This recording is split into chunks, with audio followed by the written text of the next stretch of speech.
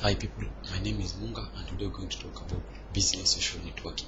So in business social networking here, basically we're trying to talk increasing the business activity to the market through the internet. Here we're trying to connect our business activities to the buyer through the internet. So basically what I'm trying to say about business social networking here is linking your business to the buyer through the internet. And how do we do this?